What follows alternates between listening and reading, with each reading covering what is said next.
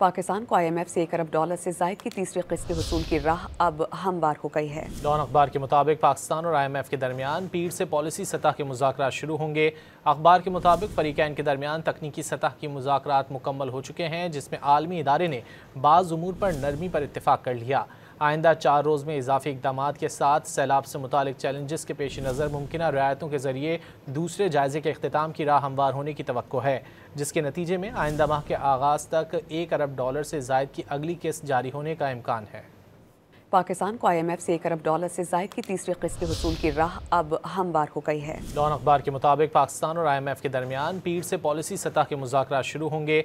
अखबार के मुताबिक फरीकैन के दरमियान तकनीकी सतह की मुज़ाकरात मुकम्मल हो चुके हैं, जिसमें आलमी इदारे ने बाज़ उमूर पर नरमी पर इत्तेफाक कर लिया।